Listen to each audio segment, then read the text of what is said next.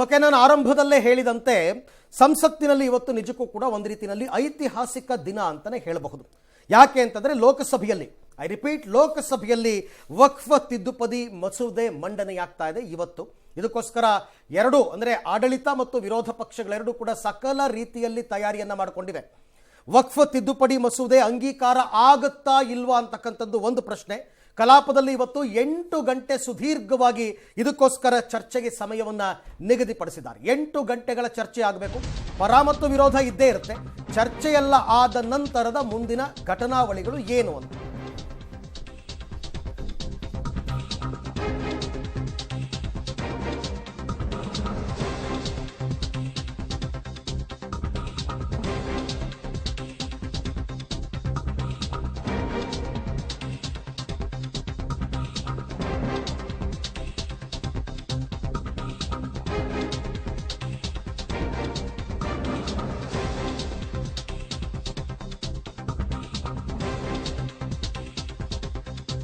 ಸಂಸತ್ನಲ್ಲಿ ಇವತ್ತು ಐತಿಹಾಸಿಕ ದಿನ. ಲೋಕಸಭೆಯಲ್ಲಿಂದು ವಕ್ಫ್ ತಿದ್ದುಪಡಿ ಮಸೂದೆ ಮಂಡನೆಯಾಗ್ತಾ ಇದೆ.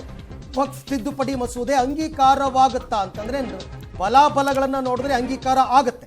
ಕಲಾಪದಲ್ಲಿ 8 ಗಂಟೆಗಳ ಕಾಲ ಚರ್ಚೆಗೆ ಸಮಯ ಇವತ್ತು ನಿಗದಿಯಾಗಿದೆ.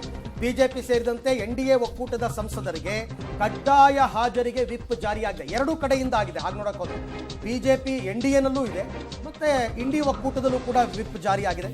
ವಕ್ಫ್ ಬಿಲ್ ವಿರೋಧಿಸಲು ಒಗ್ಗಟ್ಟಾಗಿದ್ದಾರೆ ಇಂಡಿ ಒಕ್ಕೂಟದವರು.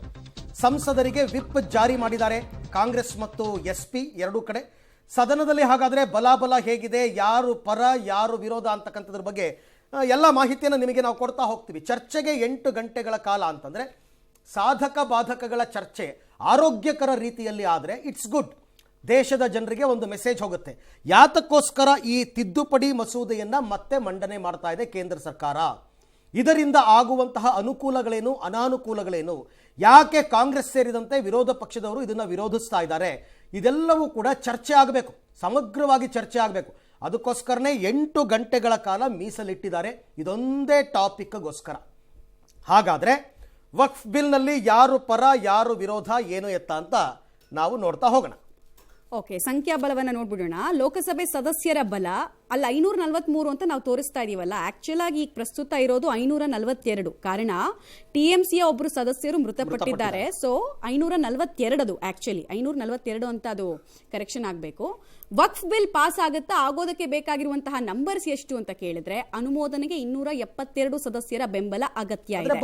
ಈ ನಂಬರ್ ಇವ್ರ ಹತ್ರ ಇದೆಯಾ, NDA ಹತ್ರ ಇದೆಯಾ ಅಂತ ಕೇಳಿದ್ರೆ ಅದಕ್ಕಿಂತ ಜಾಸ್ತಿನೇ ಇದೆ, 298 ಇದೆ. ಅದನ್ನು ನಾವು ಬ್ರೇಕ್ ಡೌನ್ ಮಾಡ್ತೀವಿ ನಿಮಗೆ. ಒಂದು ಬಿಲ್ ಪಾಸ್ ಆಗಬೇಕಾದ್ರೆ ಮೆಜಾರಿಟಿ ಅನ್ನೋದು ರೂಲಿಂಗ್ ಪಾರ್ಟಿಗೆ ತುಂಬ ಇಂಪಾರ್ಟೆಂಟ್. ಸೊ NDA ಸಂಖ್ಯಾಬಲ ಎಷ್ಟಿದೆ ಅಂತ ಕೇಳಿದ್ರೆ ನಾನು ಆಗಲೇ ಹೇಳಿದ ಹಾಗೆ 298 ನಂಬರ್ಸ್ ಇದಾವೆ ಸದ್ಯಕ್ಕೆ. ಇದರಲ್ಲೇನೋ ಅತಿರೇಕದ ಭೂಮಿಕೆಯನ್ನ ಅವರ ಮೈತ್ರಿ ಪಕ್ಷದಲ್ಲಿರುವಂತಹ ಪಾರ್ಟೀಸ್ ಏನಾದರೂ ಮಾಡುತ್ತೆ ಅಂತ ಕೇಳಿದ್ರೆ ನೋ. ಇಂಡಿ ಕೂಟದ ಸಂಖ್ಯಾಬಲ 233.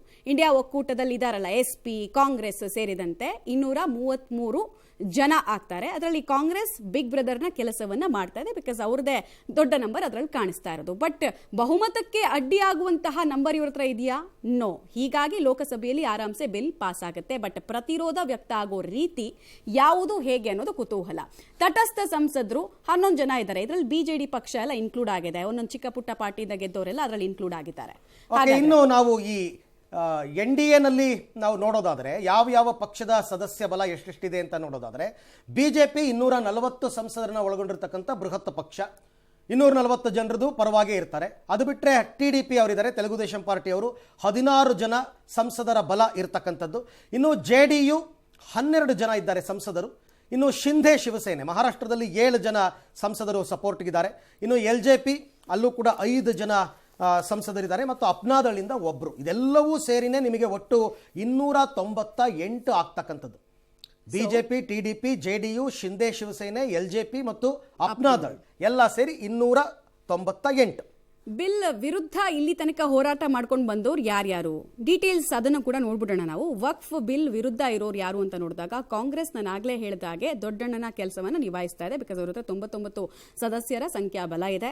SP ಸಮಾಜವಾದಿ ಪಾರ್ಟಿ 37 ಸಂಸದರನ್ನ ಹೊಂದಿದೆ.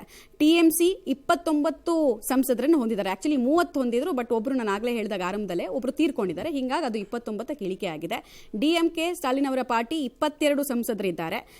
MIM OIC ಅವರ ಪಾರ್ಟಿ ಒಬ್ಬರು ಸಂಸದರು ವಿರೋಧವನ್ನು ವ್ಯಕ್ತಪಡಿಸ್ತಾ ಇದ್ದಾರೆ. ಶರದ್ ಪವಾರ್ ಅವರ NCP 8 ಸಂಸದರು ಕೂಡ ಈ ಬಿಲ್ನ ವಿರುದ್ಧ ಇದ್ದಾರೆ. ಇವ್ರನ್ನೆಲ್ಲ ನಾವು ಕೂಡಿಸಿದ್ರು ಕೂಡ ಸಂಖ್ಯಾಬಲ 233 ದಾಟ್ತಾ ಇಲ್ಲ. ಹಾಗಾಗಿ ನಿಶ್ಚಿತವಾಗಿ ಲೋಕಸಭೆಯಲ್ಲಿ ಬಿಲ್ ಪಾಸ್ ಆಗುತ್ತೆ. ಮುಂದಿನ ವಾರ ರಾಜ್ಯಸಭೆಯಲ್ಲಿ ಕೂಡ ಅದು ಬರುತ್ತೆ.